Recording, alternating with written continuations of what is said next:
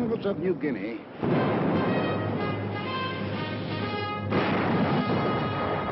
on the barren shores of the Aleutians, in the tropic heat of the Pacific Islands, in the sub-zero cold of the skies over Germany, in Burma and Iceland, the Philippines and Iran, France, in China and Italy, Americans fighting. Fighting over an area extending 7/8 of the way around the world.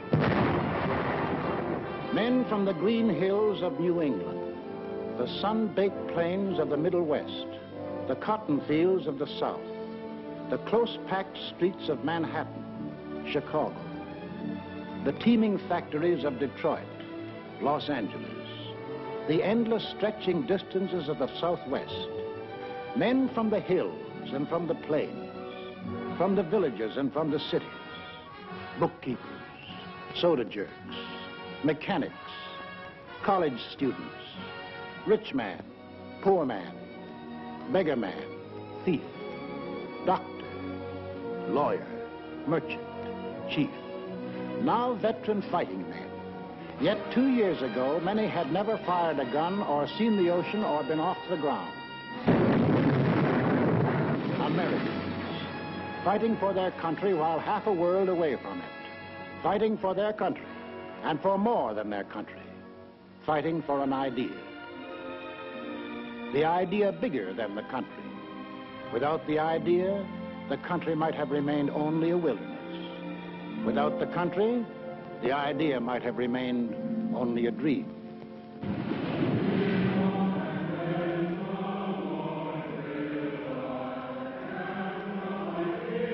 Over this ocean,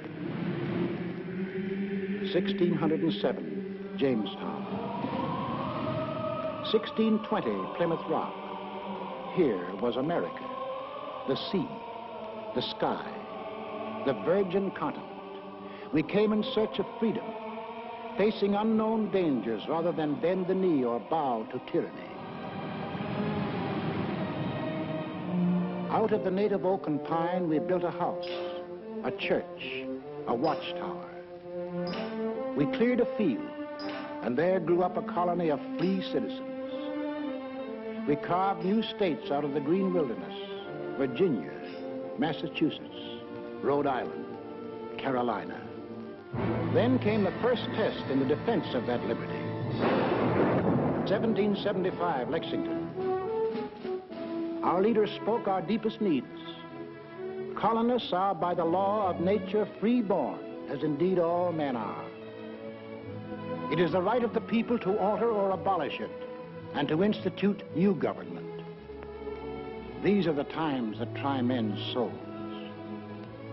But as for me, give me liberty, or give me death.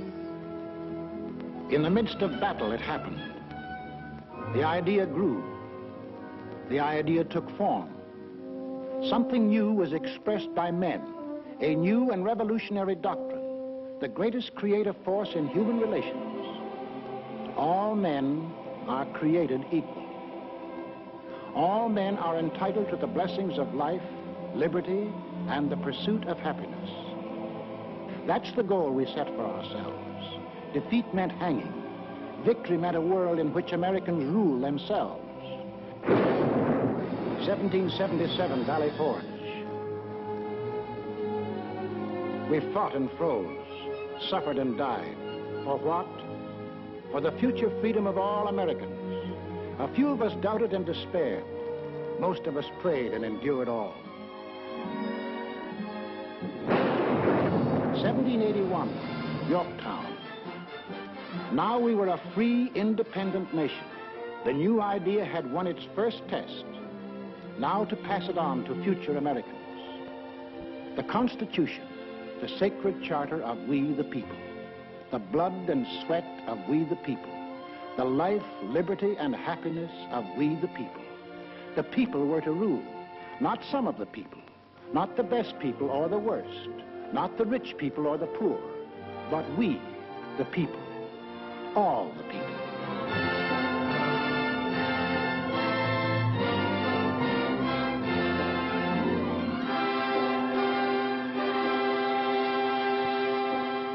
In this brotherhood, America was born. One nation, indivisible, with liberty and justice for all. We began as 13 states along the Atlantic seaboard. We pushed across the Alleghenies, the Ohio River, the Mississippi, the last far range of the distant Rockies. We carried freedom with us. No aristocratic classes here, no kings, no nobles or princes, no state church, no courts, no parasites, no divine right of man to rule man. Here, humanity was making a clean, fresh start from scratch. Behind us, we left new states, chips off the old blocks welded together by freedom.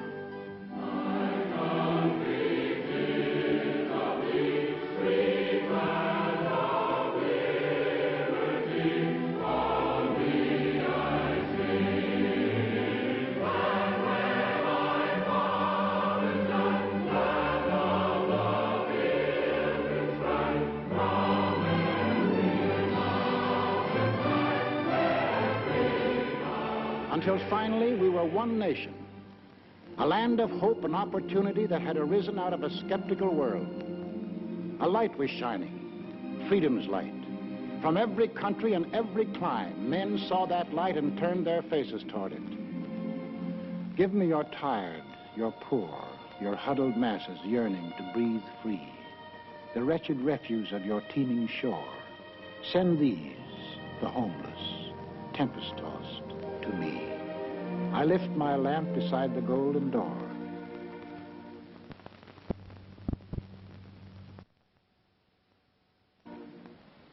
As strangers to one another, we came and built a country, and the country built us into Americans. The sweat of the men of old nations was poured out to build anew.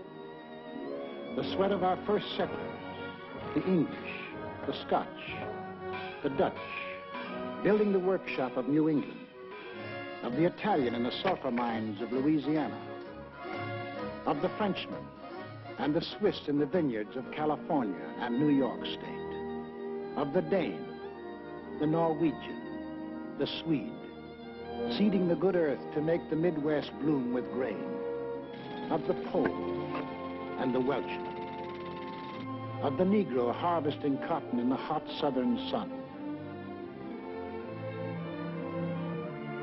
of the Spaniard, the first to roam the great Southwest, of the Mexican in the oil fields of Texas and on the ranches of New Mexico, of the Greek and the Portuguese harvesting the crop the oceans yield, of the German with his technical skill, of the Hungarian and the Russian, of the Irishman, the Slav, and the Chinese working side by side.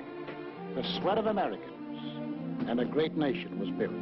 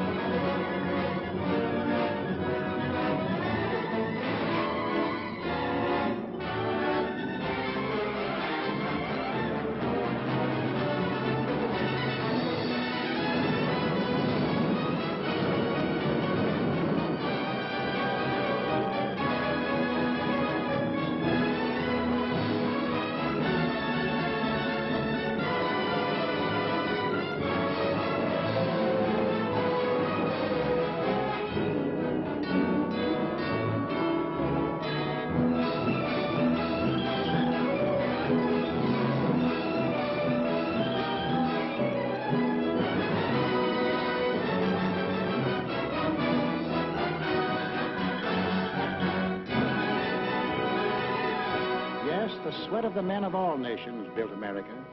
and the blood. For the blood of Americans has been freely shed. 5 times in our history have we withstood the challenge to the idea that made our nation, the idea of equality for all men, life, liberty, and the pursuit of happiness, the idea that made us the people we are. Let's take a look at ourselves before we went into this war. Well, first of all, we're a working people. On the land, at the workbench, at a desk. And we're an inventive people. The lightning rod, cotton gin, the telegraph, the blessed anesthesia of ether, the rotary printing press, the telephone, electric welding, the incandescent lamp, the submarine, the steam turbine, the motor-driven airplane, the X-ray tube, the gyroscope compass, the sewing machine, television. All these and countless more bear witness to our inventiveness.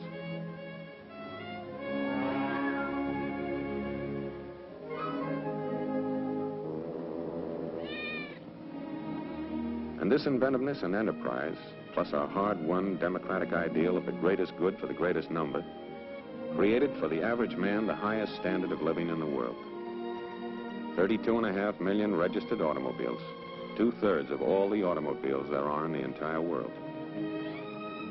We demand the highest standards in sanitation, purity of food, medical care. Our hospitals are models for the world to copy. We want the best for the average man, woman, or child, particularly child. We have reduced the hazard of being born. From then on, we protect, foster, and generally spoil the majority of our children. But it doesn't seem to hurt them much. They go to school, all kinds of schools, to kindergartens, public schools, private schools, trade schools, high schools, to 25,000 high schools, and to college. In the last war, 20% of all the men in the armed forces had been to high school or college. In this war, 63%. We're a great 2 weeks vacation people. We hunt, and we fish. Up north, down south, back east, out west. When the season opens, we hunt and fish. And we're a sports-loving people.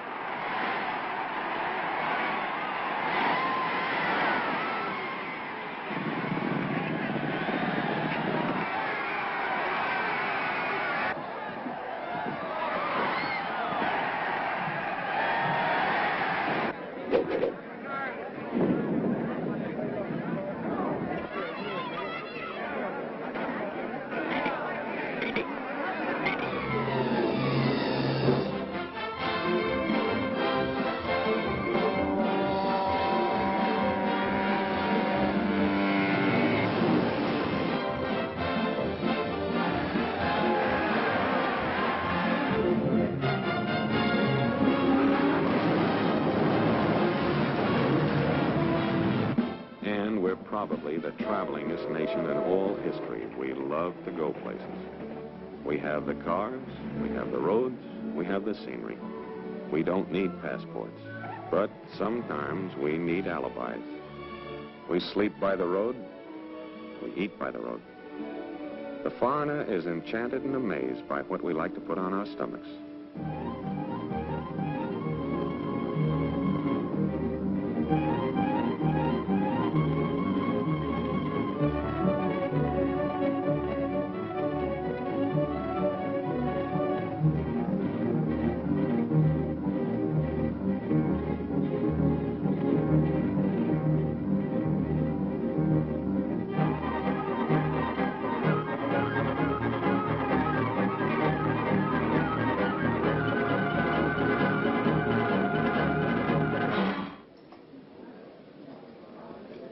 We're a great joining people. We join clubs, fraternities, unions, federations.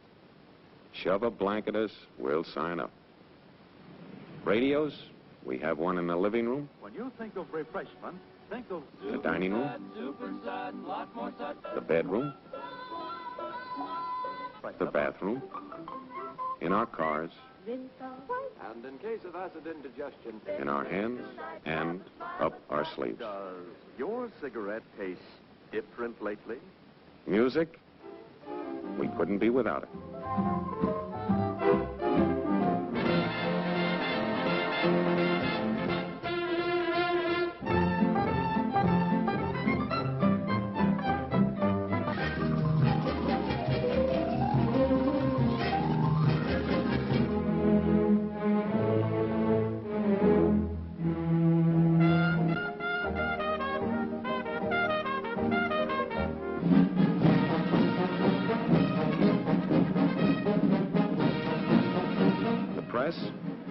Yes, it's the biggest, but most important, it's the freest on earth.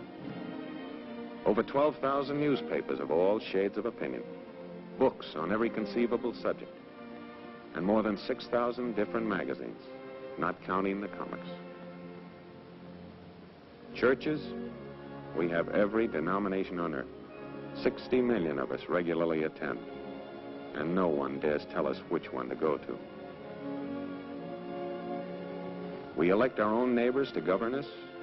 We believe in individual enterprise and opportunity for men and women alike. We make mistakes. We see the results.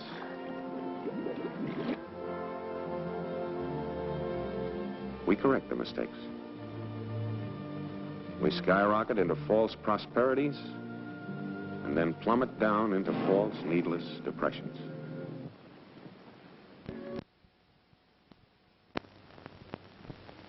But, in spite of everything, we never lose our faith in the future. We believe in the future. We build for the future. Yes, we build for the future. And the future always catches up with us. Before we're done building, we've developed something new and have to start rebuilding. That's roughly the kind of people we are. Boastful, easygoing, sentimental, but underneath, passionately dedicated to the ideal our forefathers passed on to us, the liberty and dignity of man. We've made great material progress, but spiritually, we're still in the frontier days. Yet deep down within us, there's a great yearning for peace and goodwill toward men. Somehow we feel that if men turn their minds toward the fields of peace, as they have toward the fields of transportation, communication, or aviation, wars would soon be as old-fashioned as the horse and buggy days. We hate war. We know that in war, it's the common man who does the pain, the suffering, the dying. We bend over backwards to avoid it. But let our freedoms be endangered, and we'll pay and suffer and fight to the last man. That is the America. That is the way of living for which we fight today. Why? Is that fight necessary? Did we want war?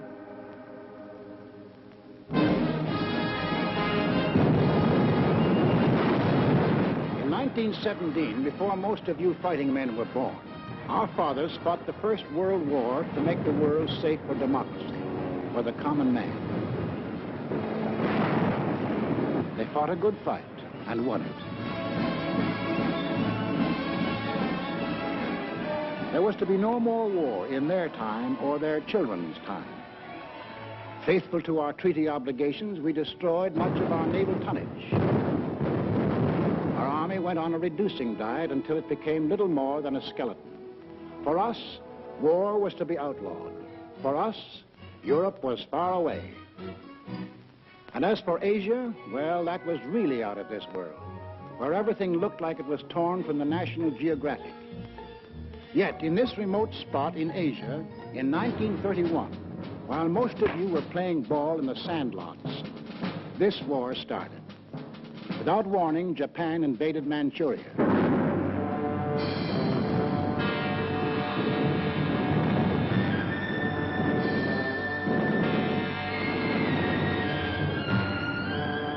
Once again, men who were peaceful became the slaves of men who were violent.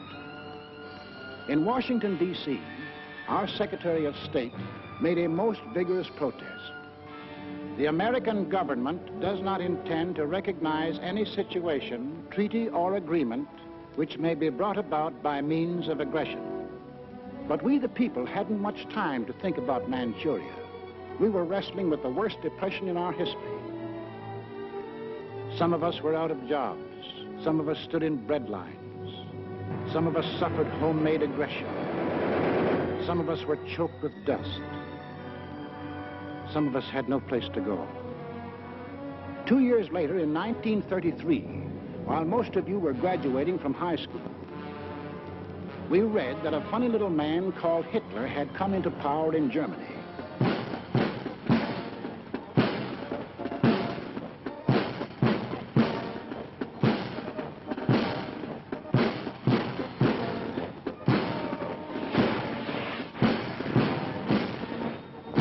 We heard that a thing called the Nazi Party had taken over.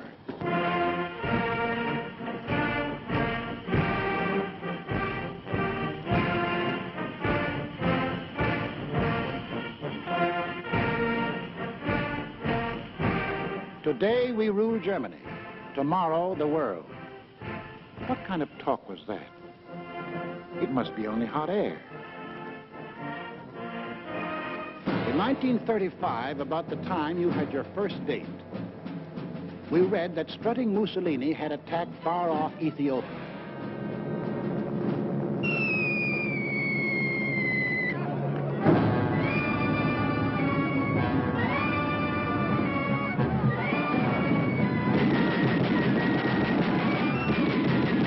The disease seemed to be spreading, so Congress assembled to insulate us against the growing friction of war.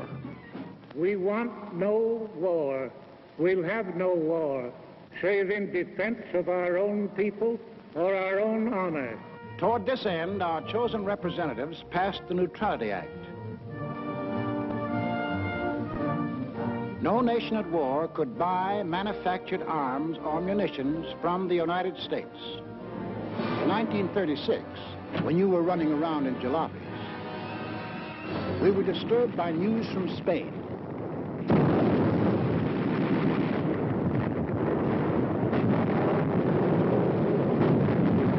In our newsreels, we saw German and Italian air forces and armies fighting in Spain and wondered what they were doing there.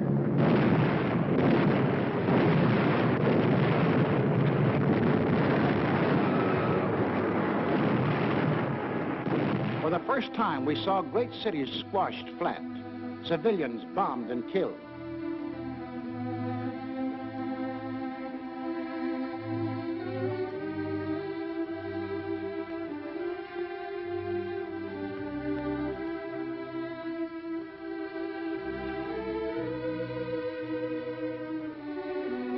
In November 1936, the American Institute of Public Opinion, known as the Gallup Poll, asked a representative cross-section of American people, if another war develops in Europe, should America take part again?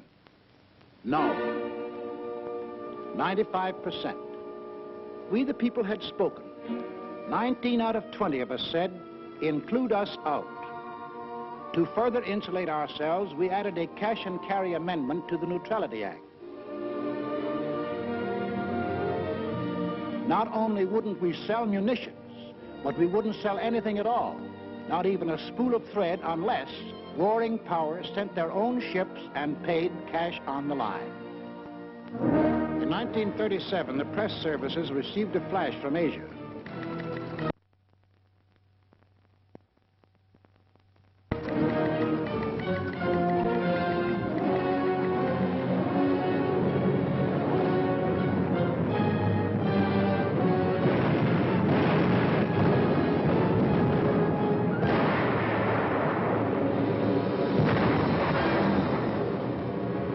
The Japs were turning Asia into a slaughterhouse. But for us, Asia was still far away. In September 1937, the Gallup poll asked us, in the present fight between Japan and China, are your sympathies with either side? We answered, with China, 43%. With Japan, 2%. Undecided, 55%. We hadn't made up our minds about China. Our Neutrality Act barred sales of armaments only to nations at war. The Japanese had not declared war, So we went right on selling scrap iron and aviation gasoline to Japan.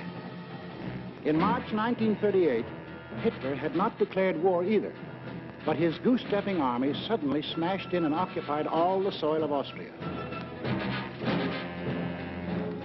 6 months later, Hitler and his stooge met the anxious democracies at Munich. Hitler promised peace in our time if Britain and France would give him that part of Czechoslovakia known as the Sudetenland.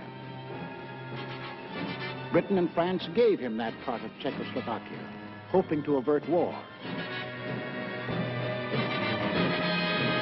Now we had his word, peace in our time. At home, we began to hear strange headlines.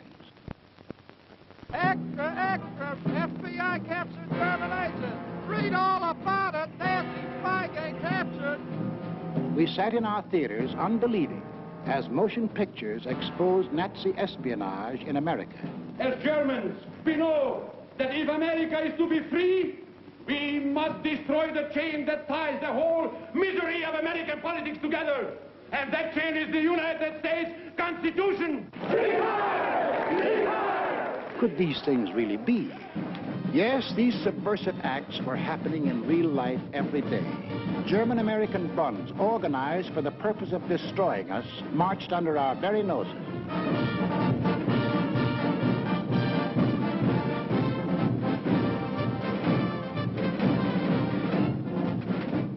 I pledge undivided allegiance to the flag of the United States of America and the republic for which it stands, one nation, indivisible, with liberty and justice for all. In our press, we read the news from abroad that Nazis were spending millions, arming Germany to the teeth.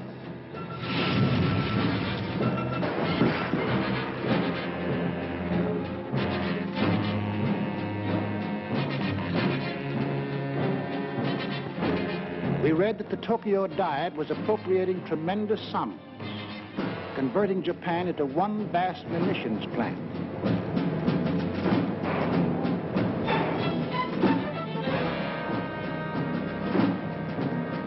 We watched these supposedly poor, have-not nations spend huge sums for armament, and we wondered why. Arrogantly, they told us why. They had declared war on us long before the shooting started. We have actually been at war since the day when we lifted the flag of our revolution against the democratic world. The Germans are a noble and unique race, to whom the earth was given by the grace of God.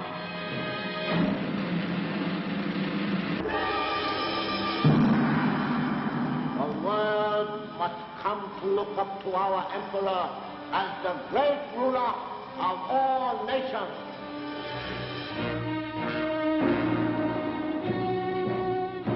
When the people of these three nations elected to follow their leaders, Death Incorporated, they organized to smash personal freedom, equality of man, freedom of speech, freedom of religion, organized to smash the very principles which made us the people we are. So in December 1938, when the Gallup poll asked us, should the United States increase the strength of its Army, Navy, and Air Force, we answered yes, 85%. It was time to look to our defense. Gentlemen, this is the Military Affairs Committee of the United States House of Representatives meeting for the purpose of considering national defense.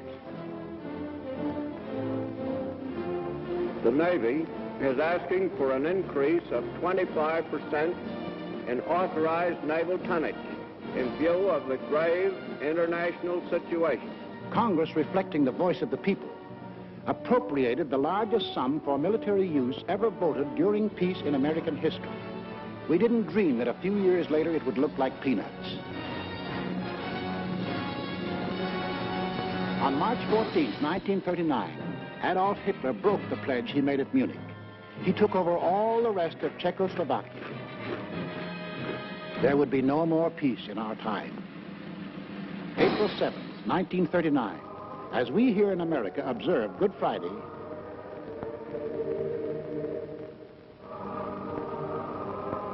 Mussolini invades Albania. Extra paper, Italy attacks Albania.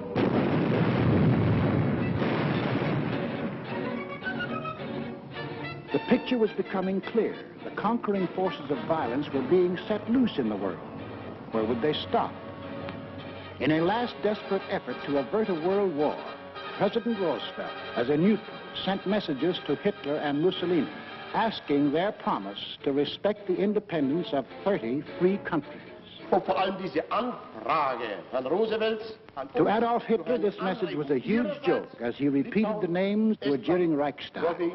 Sweden, Denmark, Nederlanden, Belgien, Großbritannien, Irland, Frankreich, Portugal, Spanien, die Schweiz, Liechtenstein, Luxemburg, Polen, Ungarn, Rumänien, Jugoslawien, Russland, Bulgarien, Türkei, Irak, Arabien, Syrien, Palästina, Ägypten. This was the only answer the president received. On September the 1st, 1939, the Nazi army smashed into Poland.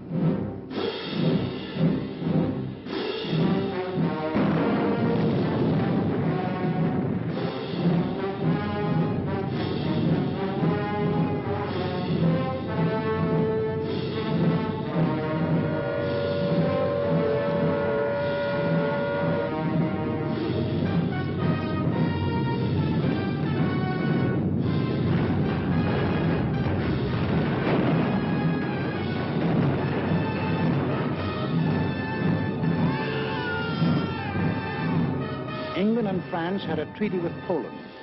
Would they act now? At home, we listened in suspense. Adolf Hitler's all-out attack on Poland makes the long-dreaded European war a certainty. Prime Minister Chamberlain of Great Britain gave the Nazi dictator a 0 hour for withdrawing his troops from Poland. That 0 hour ends now.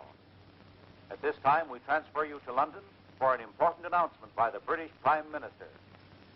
Up to the very last, it would have been quite possible to have arranged a peaceful and honorable settlement between Germany and Poland. But Hitler would not have it.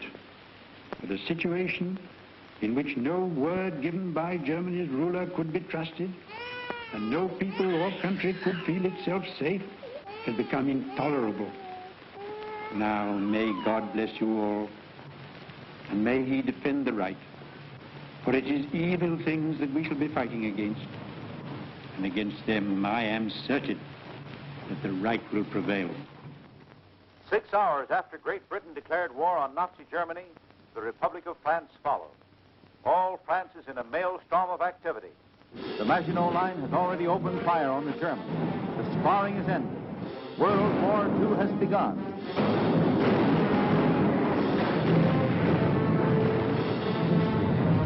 At home, we were asked, what country do you consider responsible for causing this war? Germany, 82%. We Americans had no doubt who started it. Also, we began to fear that this war was going to concern us. President Roosevelt called a special session of Congress to reconsider the embargo against selling munitions. I have asked the Congress to reassemble in extraordinary session in order that it may consider and act on changes in our neutrality law. The men of Congress wrestled with their beliefs and our futures. They debated and they argued. The arms embargo is far too great a security to American peace to permit its surrender without a last-ditch fight. The Embargo Act, as it now stands, is one-sided and works entirely to the advantage of one side. Therefore, the Embargo Act should be modified. We, the people, also debated and argued whether we should sell arms and munitions. When the question was put to us, we had an answer. Should we change the Neutrality Act so we can sell war supplies? Yes, 57%. Shortly after, our representatives changed the Neutrality Act. We lifted the embargo on arms and munitions. Now we would sell if purchasers would pay and take the stuff away in their own ships. American ships were still barred from combat zones. Meanwhile, on the other side of the globe, Japan was busy trying to bomb, shoot, and terrorize the Chinese into submission. We began to realize that if Japan conquered 400 million Chinese, she might become so strong as to run us right out of the Pacific.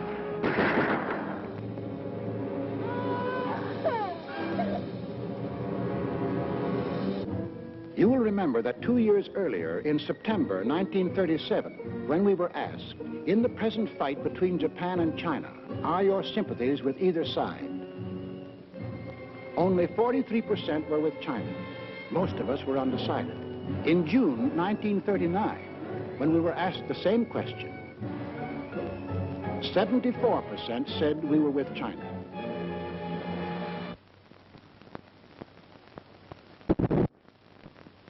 Now our minds were made up. When we loaded our scrap iron on Japanese ships, our citizens protested. Let Mr. Atchison, Assistant Secretary of State, tell us the inside of the story. So until the middle of 1940, the restriction of exports to Japan took the form of moral embargoes of aeroplanes and direct munitions. Then Congress passed the Export Control Act, and increasing cutoffs of scrap iron, aviation gasoline, and other strategic items followed. Exports were curtailed to the limit which those responsible for our defense were willing to risk. It was a fearful responsibility. On one side was the possibility, in fact the probability, that one day these materials might be used against us. On the other side was the possibility, in fact the probability, that to cut them off would provoke an attack which we were not then prepared to resist. Finally, in the summer of 1941, as it became clear that Japan was turning her back upon every possibility of reconciliation and adjustment, and was determined upon her great gamble of conquest, all exports ceased. On April 9, 1940, the leaders of Nazi Germany shifted their war machine into high gear. They overran into Denmark. They smashed into Norway. On May the 10th, 1940, they blitzed into Holland and Belgium. The Nazis are marching ahead at the fastest speed a conquering army has moved in all history. All roads in France are choked with slow-moving masses of refugees. Nazi Stuka dive bombers are strafing and bombing thousands of helpless women and children. Mr. Keltenborn. Good evening, everybody. Tonight, it seems clearly apparent that the first great phase of the war in the West has been won by Germany. The army of French and British has made a valiant battle in its effort to retreat to Dunkirk, where there is some slight chance that some part of it can be evacuated. Adolf Hitler's mechanized forces are racing toward Paris as French resistance collapses. On this 10th day of June, 1940, the hand that held the dagger has struck it into the back of its neighbor. This is William L. Shirer speaking from the forest of Compiègne, where Adolf Hitler today is handing his armistice terms to France. It is 3:15 p.m. Adolf Hitler strides slowly toward the little clearing. I can see his face. It is grave, solemn, yet brimming with revenge. Off to one side is a large statue of Marshal Foch. Hitler does not appear to see it. Now we see the French walking down the avenue, led by General Hunsinger. Hitler and the other German leaders rise as the French enter. General Keitel reads the preamble to the German armistice terms. This whole ceremony is over in a quarter of an hour. The last time I saw Paris, her heart was warm and gay. I heard the laughter of her heart in every street cafe. The last time I saw Paris, the trees were dressed for spring, and lovers walked beneath those trees, and birds found songs to sing.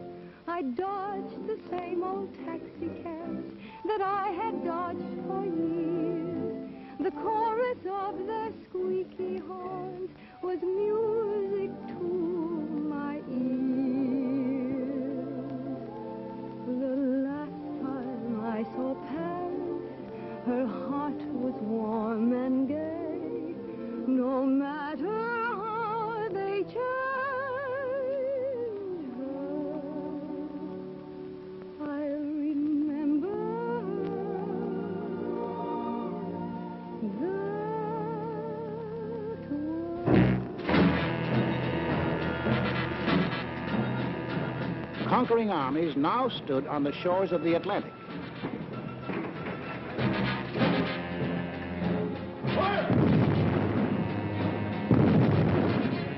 The danger was suddenly close. Countries conquered by the Nazis had possessions outside of Europe. Some of these possessions are in America. Would the Nazis demand the French naval units at Martinique? Would the Nazis move into the Dutch oil fields at Curacao? Would the Nazis seize the French naval base at Dakar for invasion of South America? Already in Brazil, there were over 1 million Germans who lived exactly as they did in Germany. 1,200 German schools with Nazi textbooks and Nazi teachers. Nazi newspapers. Hermann Goering glider clubs had been established. Also in Brazil, there were 260,000 Japanese taking orders from Japan.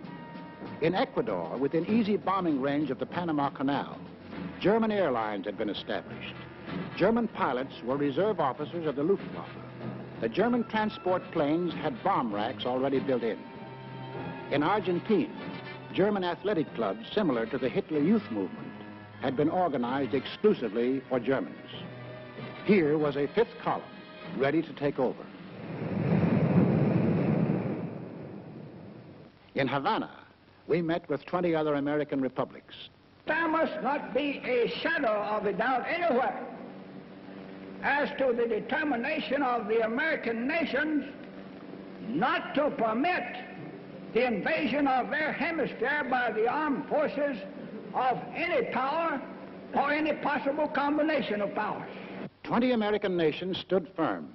The Americas would not allow any European colony in this hemisphere to be transferred to a non-American power. We said, keep out. We meant it. We must increase production facilities for everything needed for the Army and Navy for national defense.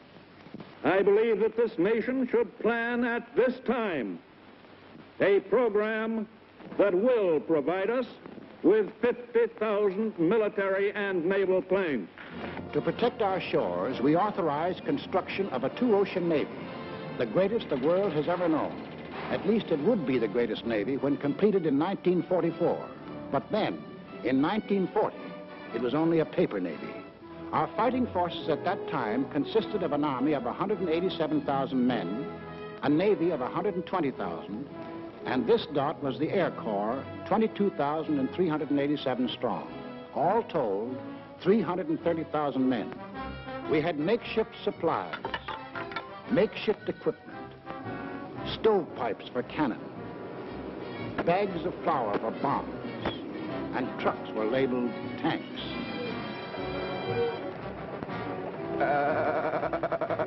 Our infantry had exactly 488 machine guns.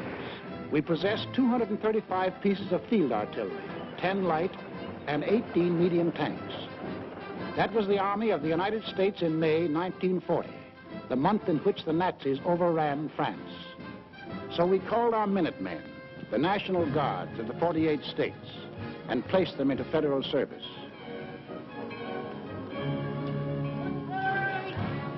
And most important, Congress passed the Selective Service Act. For the first time in our history, we began mobilizing an army while still at peace. The first number is serial number 158. This is the Army, Mr. Jones. No private room or telephone. You'll have the breakfast in there before, but you won't have it there anymore. The second number, which has just been drawn, is 192. This is the Army, Mr. Green. We like the barracks nice and clean. You had a housemaid to clean your floor, but she won't help you out anymore.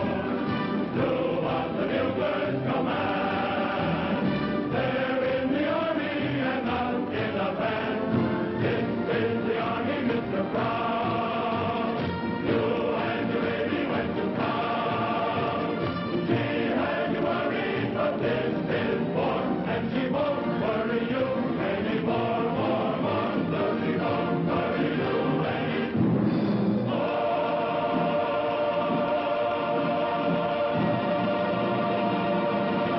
wasn't too soon. Time was running out. The Nazis had begun their shattering blitz on Britain. Hello, America. This is Edward Murrow speaking from London. There were more German planes over the coast of Britain today than at any time since the war began. Anti-aircraft guns were in action along the southeast coast today.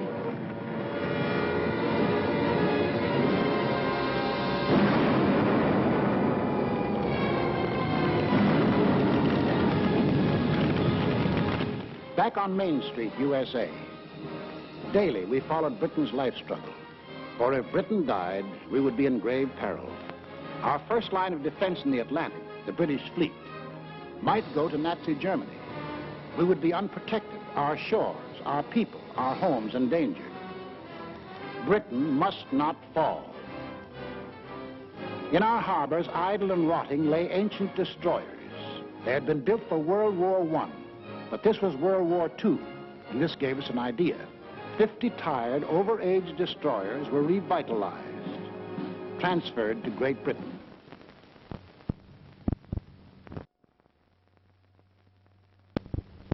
In return, we acquired further protection of our shores. We received a chain of bases stretching from Newfoundland to British Guiana. These bases threw a steel wall around the Caribbean. These bases gave new safety to the Panama Canal. It was now clear to the aggressors that we were conscious of the threat they represented to our country. Mr. Burley, Assistant Secretary of State, will tell us how they got together and tried to scare us off. From 1936 on, it became increasingly clear to the world that Germany, Italy, and Japan were pursuing a common pattern of aggression both in Europe and in the Far East. On September 27, 1940, these three powers signed the so-called Pact of Berlin, or Tripartite Pact, a treaty of far-reaching alliance. By that treaty, it was provided that the three countries would assist one another with all political, economic, and military means when one of the powers was attacked, note particularly the use of the word attacked, by a power not then involved in the European War or in the Chinese-Japanese conflict. The last of these provisions was aimed directly at the United States. Tokyo celebrated.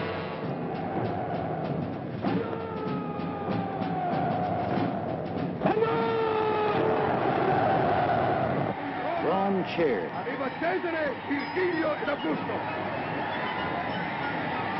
Berlin hired itself forth. It was clear now that the three Axis countries definitely stood against us. More anxious than ever, we watched the life and death struggle for the possession of the skies over Britain.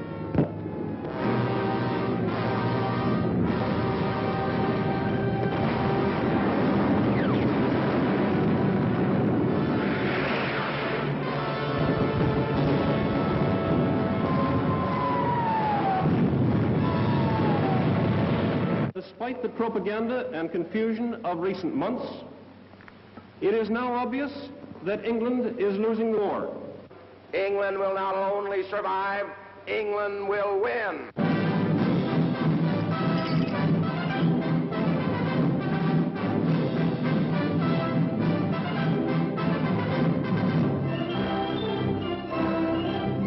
So, when we were asked, should we keep out of war or aid Britain even at the risk of war? Aid Britain even at the risk of war, 68%. Thus, the march of conquest of the self-termed master races changed our national attitude from 1936, when only 1 out of 20 Americans thought we would be involved in war, to 1941, when 14 out of 20 Americans were willing to risk war if war was necessary to ensure Axis defeat. I ask this Congress for authority and for funds sufficient to manufacture additional munitions and war supplies of many kinds to be turned over to those nations which are now in actual war with aggressor nations.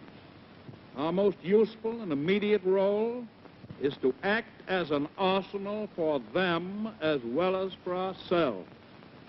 We shall send in ever-increasing numbers ships, planes, tanks, guns. That is our purpose and our pledge.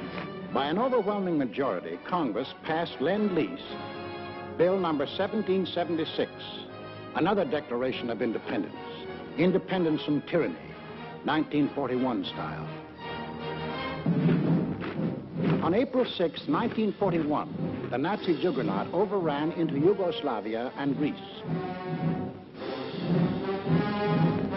On June the 22nd, 1941, the success-crazy Nazis took their longest step toward world conquest. Without any declaration of war, they blitzed into Russia.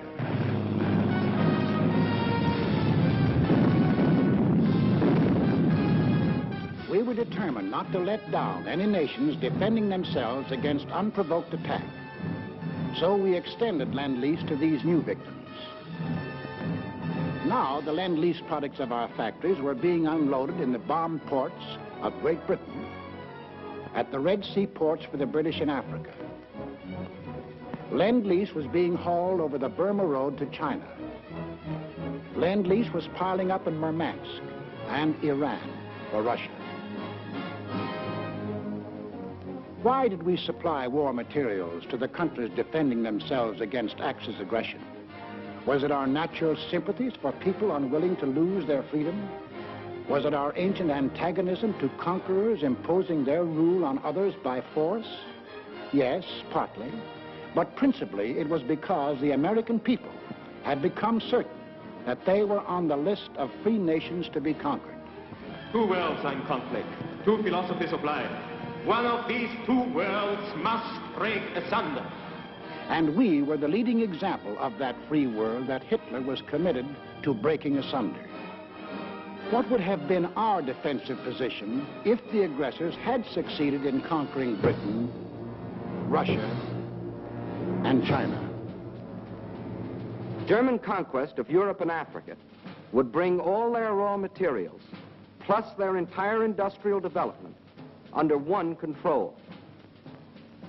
Of the 2 billion people in the world, the Nazis would rule roughly 1/4, the 500 million people of Europe and Africa, forced into slavery to labor for Germany. German conquest of Russia would add the vast raw materials and the production facilities of another of the world's industrial areas. And of the world's people, another 200 million would be added to the Nazi labor pile. Japanese conquest of the Orient would pour into their factory the almost unlimited resources of that area. And of the peoples of the earth, 1,000 million would come under their rule, slaves for their industrial machine. We in North and South America would be left with the raw materials of 3/10 of the Earth's surface against the Axis with the resources of 7/10. We would have one industrial region against their 3 industrial regions. We would have 1/8 of the world's population against their 7/8. If we, together with the other nations of North and South America, could mobilize 30 million fully equipped men, the Axis could mobilize 200 million. Thus, an Axis victory in Europe and Asia would leave us alone and virtually surrounded, facing enemies 10 times stronger than ourselves. These are the reasons that led us, the American people, to change the Neutrality Act, to send aid to Britain, to Russia, to China, to make ourselves the arsenal of democracy. These are the reasons why now the first American troops set forth into the Atlantic to occupy new bases in Greenland and Iceland with the consent of their local governments. In our hands, bases of defense. In Nazi hands, bases of offense.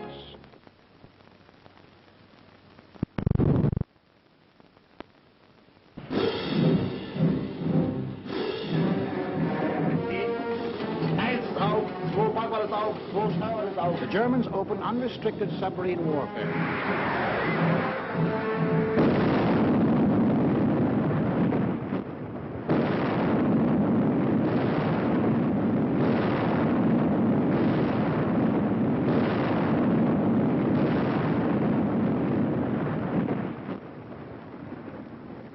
If today our Navy should make secure the seas for the delivery of our munitions to Great Britain, it will render as great a service to our country and to the preservation of American freedom as it has ever rendered in all its glorious history.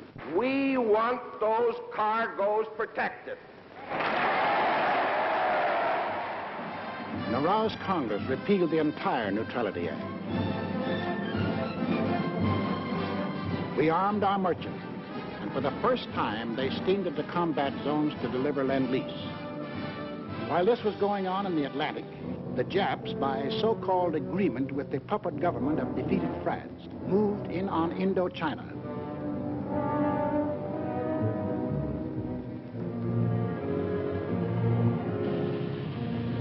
There were now only two threats to their plan for conquest of Greater East Asia. First was their northern neighbor, Russia, the only military power within striking distance of Japan. The Nazis were taking care of Russia. The second threat to Japanese conquest was us. Japanese southward expansion was too dangerous to attempt with our bases still standing in the Philippines and our supply lines open to Wake, to Midway, and to Hawaii. We were in their way. We had to be removed, but in the Japanese way. Off to Washington went Special Ambassador Kuroso on what the Japs said was a mission of peace, but carefully synchronized with his departure from Tokyo was the departure of a Jap task force under sealed orders, not on a mission of peace. On November 14th, Mr. Kuroso arrived in San Francisco, smiling his toothy smile as he sang the old song of Japanese friendship. The Japanese were a peace-loving people. Their whole policy was devoted to the establishment of permanent peace in Asia. Our aid to China was delaying the establishment of that peace. Our refusal to sell them oil and scrap was interfering with the establishment of that peace. Our objections to their taking over the East Indies, Greater East Asia, was an interruption in the establishment of that peace. All they wanted was peace. On November 17th, Mr. Kuroso and Japanese Ambassador Nomura were received by the President in the presence of the Secretary of State, Cordell Hull. It very quickly became clear that the Japanese had brought no new proposals and that the Japanese intended to continue their campaign to conquer China and all East Asia. However, on November 26th, our Secretary of State presented the Japanese with the basis for peaceful agreement between the two nations. The proposal was forwarded to Tokyo. The Japs had to stall for time, but only a short time. The task force was nearing its goal. Sunday, December 7th, 1941.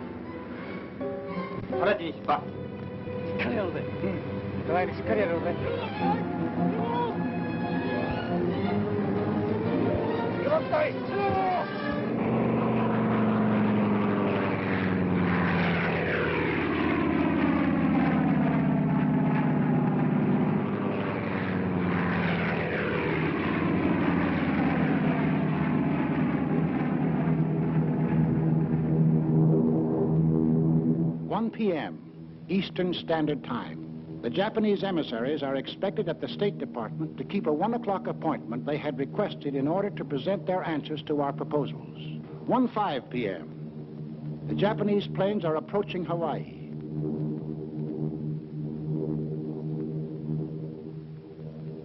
1:10 p.m. The Japanese emissaries telephoned to postpone their appointment until 1:45. 1:20 p.m.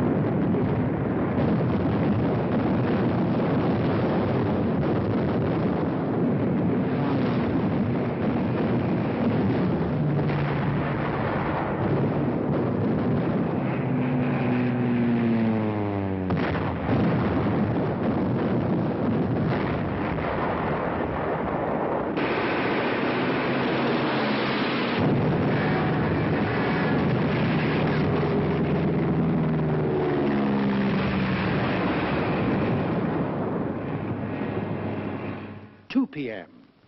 The Japanese envoys, smiling and correct, arrive at the State Department. 2:20 p.m.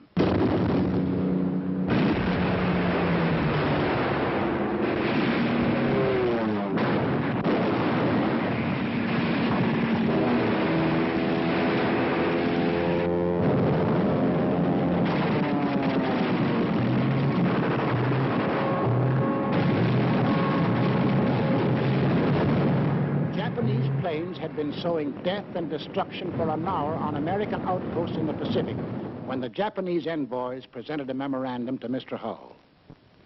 Here is the memorandum presented to me. As you can see, it is quite a lengthy document.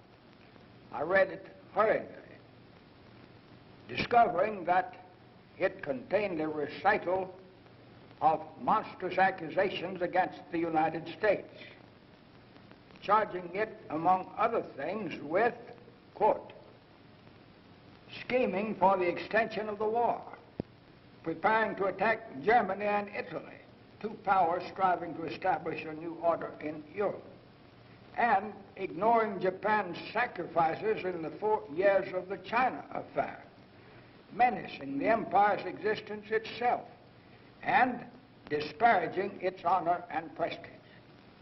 After reading the note, I said to the Japanese emissaries, I have never seen a document that was more crowded with infamous falsehoods and distortions on a scale so huge that I never imagined that any government on this planet was capable of uttering them.